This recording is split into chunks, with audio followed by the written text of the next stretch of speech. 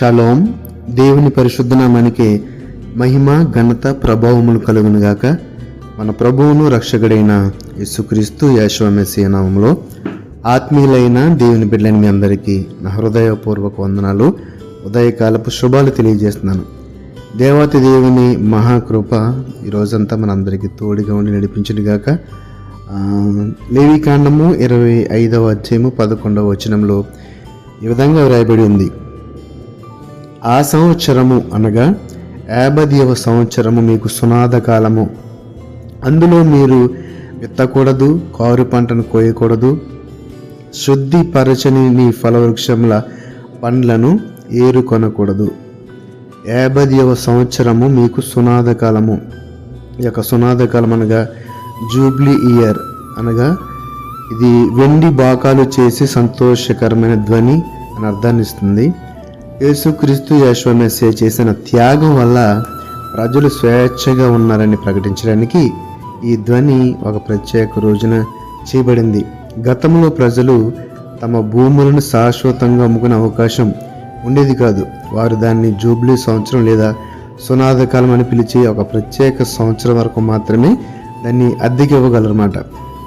ఆ భూమి అసలు యజమానికి లేదా వారి కుటుంబానికి తిరిగి వెళ్ళే వరకు, ఇది యెషువ మెస్సీయ వచ్చే వరకు కుటుంబాలు మరియు తెగలను కలిపి ఉంచడానికి సహాయపడింది.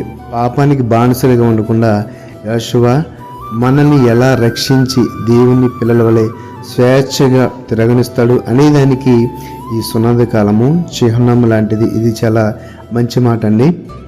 పాపానికి బానిసలుగా ఉండకుండా యెషువ మనల్ని ఎలా రక్షించి దేవుని పిల్లల వలె స్వేచ్ఛగా తిరగనిస్తాడు అనేదానికి ఈ సునాద కాలము ఒక చిహ్నం లాంటిది. సునాద కాలము 50వ సంవత్సరము జూబ్లీ అనగా ఇప్పుడు చెప్పుకున్నాం కదా, సంతోషకరమైన ధ్వని. అయితే మనం ఇతరులతో ఒప్పందాలు చేసుకున్నప్పుడు మనం ఎల్లప్పుడూ న్యాయంగా ఉండాలని ఒక ఆలోచన ఈ యొక్క మాటలో మనకు కనిపిస్తుంది. మరియు వారి నుండి ప్రయోజనం పొందేందుకు మనము ప్రయత్నించకూడదు. ఏంటండి, వారి నుండి ప్రయోజనం మీద ఆశించకుండానే మనం చేయవలసిన పని చేయాలంట. మనం కూడా దేవుని గౌరవించి మన పొరుగు వారిని బాధ పెట్టే పని ఏది చేయకూడదు. మనం ఇలా చేస్తే మనకు ప్రతిఫలం లభిస్తుంది. మనము చేయవలసిందని చేయాలి, ఏది ఆశించకూడదు, ఇతరులను బాధ పెట్టకూడదు, పైగా ఇతరులను గౌరవించాలి. ప్రజలు 1 సంవత్సరం పాటు పంటలు వేయలేదు, కానీ వారు దేవునిపై నమ్మకం ఉంచినందున తినడానికి తగినంతగా ఉన్నారు. తగినంత సమృద్ధి ఉంది, ఏ లోటు లేకుండా ఉన్నారు.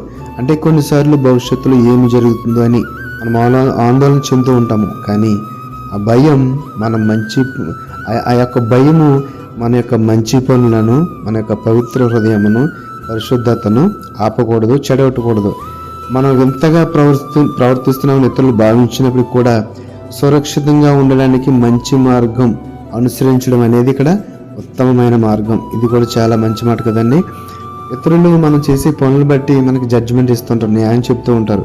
కానీ మనం ఏమి చేస్తున్నాం అనేది మనకు తెలుసు. అంటే సురక్షితంగా ఉండడానికి మంచి మార్గం అనుసరించడం అనేది ఉత్తమ మార్గం. పరిశుద్ధత కోసము, పవిత్రత కోసము, దేవుని యందు భయభక్తులు కలిగి ఉండటం కోసము మనము ఇతరుల యొక్క జడ్జిమెంట్ని, ఇతరుల యొక్క న్యాయాన్ని పాటించకూడదు.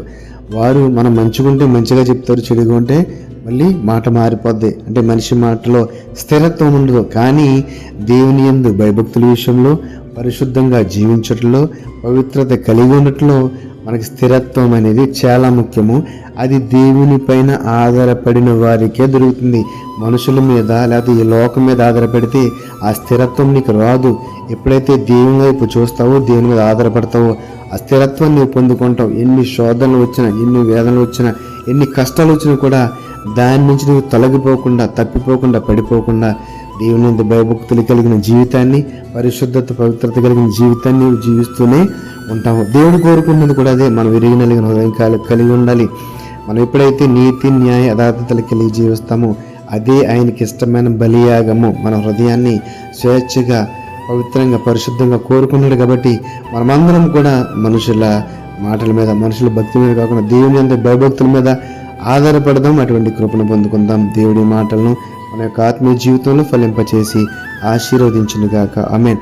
పరిశుద్ధుల మహోన్నతములు కన్న తండ్రి నీకు వందనాలు, స్తుతులు, స్తోత్రాలు. అల్పమయ యోగ్యులము ఈరోజు నైనా ఒక చక్కని మాట ద్వారా మమ్మల్ని మాతో మాట్లాడారు ప్రభువా. అవును తండ్రి, ప్రజలు 1 సంవత్సరం పాటు పంటలు వేయలేదు, కానీ వారు నీ మీద నమ్మకం ఉంచినందున తినడానికి ఏ లోటు లేకుండా ఉంది. సునాద కాలము, సంతోషకాలము నాయన తండ్రి, నిన్ను గూర్చిన ఒక చిహ్నంగా తండ్రి ప్రభువా ఈ మాటను మేము వింటున్నాం తండ్రి. సురక్షితంగా ఉండడానికి ఆయన మీ అందరూ భయభక్తులు కలిగి జీవించడానికి ఒక ఉత్తమ మార్గాన్ని మేము ఎన్నుకున్నాం ప్రభువా.